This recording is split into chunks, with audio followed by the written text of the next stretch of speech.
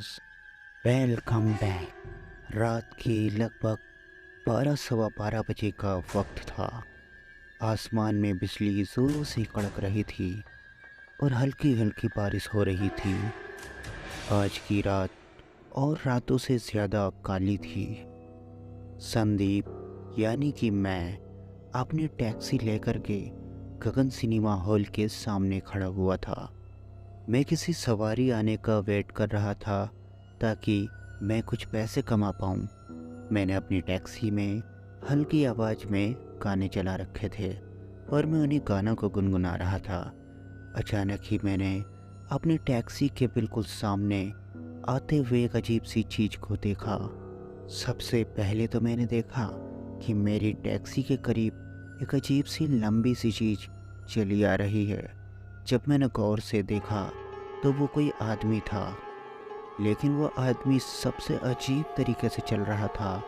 यानी कि लोग अपने घुटने मोड़कर कदम आगे बढ़ाते हैं, वो आदमी अपने दोनों पैर एकदम सीधे सीधे किसी डंडे की तरह आगे बढ़ा रहा था और वो अपने हाथों को भी मोड़ नहीं रहा था। एकदम सीधा सीधा मेरी टैक्सी की ओर चला आ रहा था। वो आदमी जैसे जैसे मेरी टैक्सी के करीब आ रहा था, उसे देखकर मुझे डर सा महसूस हो रहा था, क्योंकि मुझे वो काफ़ी ज़्यादा अजीब सा नज़र आ रहा था। कुछ ही देर में वो मेरी टैक्सी के बिल्कुल करीब आकर खड़ा हो गया, लेकिन वो कुछ भी नहीं बोला और इसीलिए मैं भी कुछ नहीं बोला। बस चुपचाप टैक्सी में बैठकर उसे देखे जा रहा था। वो काफ़ी ज़्यादा लंबा था, लगभग 7 फीट की उसकी हाइट होएगी। इस वजह से उसका चेहरा मुझे नज़र नहीं आ रहा था और अचानक ही देखते वो आदमी कहीं गायब हो गया। ये देखकर मैं अपने टैक्सी के चारों ओर अपनी नज़र घुमाने लगा और मैं उस आदमी को देख रहा था कि अचानक ही वो आदमी कहाँ चला गया, लेकिन मुझे कहीं भी वो आदमी नज़र नहीं आया।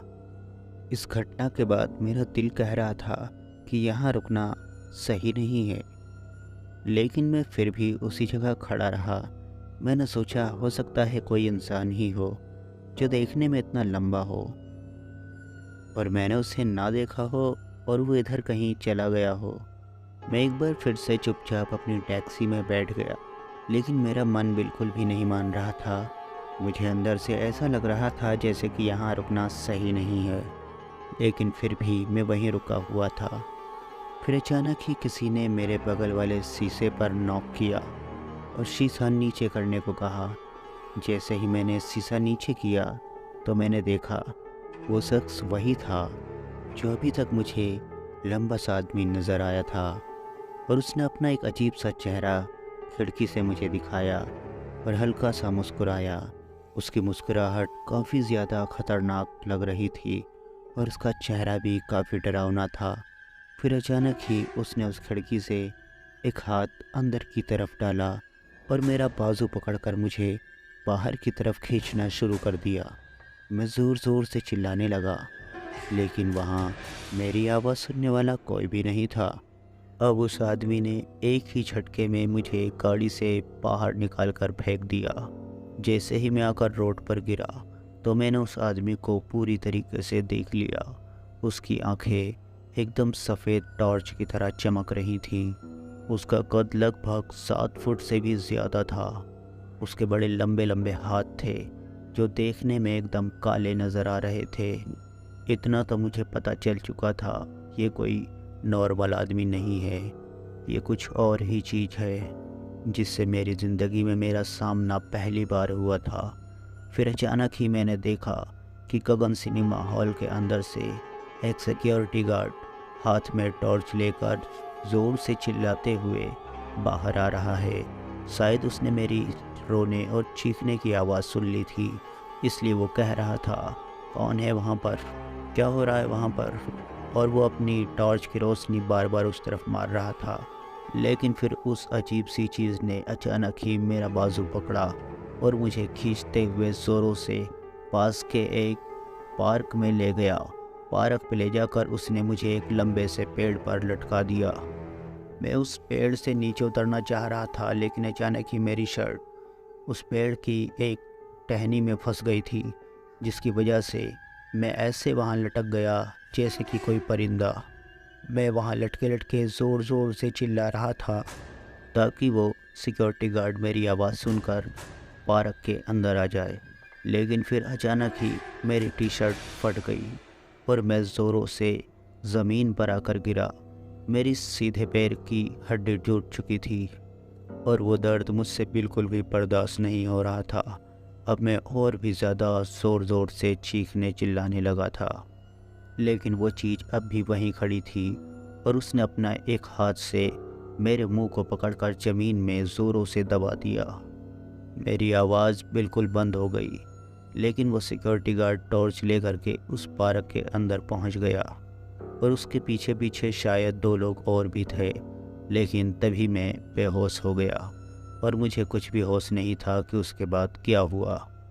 लगभग 6 से 7 घंटे के बाद जब मुझे होश आया तो मैंने देखा कि मेरे एक पैर में प्लास्टर बंधा हुआ है और मैं एक हॉस्पिटल में लेटा हुआ हूँ। मेरे घर वाले मेरे पास ही खड़े थे, लेकिन मेरी आंखें अभी भी उसी लंबी सी चीज़ को तलाश रहे थे। आखिर वो कहाँ है? मैंने अपने बेड के चारों तरफ देखा, लेकिन वहाँ मुझे वो चीज़ नज़र नहीं आई। ये सब कुछ इतना डरावना था कि अगर आज भी मुझे ये बातें याद आ जाती हैं तो मेरे पैर तले की ज़मीन खिसक जाती है। आज भी मैं अपने घर में अकेले नहीं रह पाता। मुझे हर वक्त ऐसा लगता है जैसे कि मुझे कोई देख रहा है या फिर वो लंबी सी चीज़ मेरे आसपास ही कहीं मौजूद है। लेकिन अगर उस रात वो सिक्योरिटी गार्ड इतनी हिम्मत ना दिखाता तो शायद वो मुझे मार ही देता। मैं इतना ज़्यादा डर चुका था कि उस दिन के बाद से आज तक मैंने अपनी उस टैक्सी को भी हाथ नहीं लगाया है। अब मैं कुछ और काम करता हूँ और रात के वक्त मैं अपने घर में ही रहता हूँ, बाहर कहीं नहीं जाता, क्योंकि मुझे ये डर सताता है कि मैं अपने घर से बाहर निकलूँ और रात के वक्त एक बार फिर से मुझे वो अजीब सी चीज़ मिल जाए तो अब मेरा क्या होगा। हो सकता है अब वो मुझे मार ही दे। मैं अपनी ज़िंदगी जी तो रहा हूँ, लेकिन मेरे दिल से कभी भी ये डर ख़त्म नहीं होता और ये कहानी यहीं समाप्त होती है। Thanks for watching. Bye bye.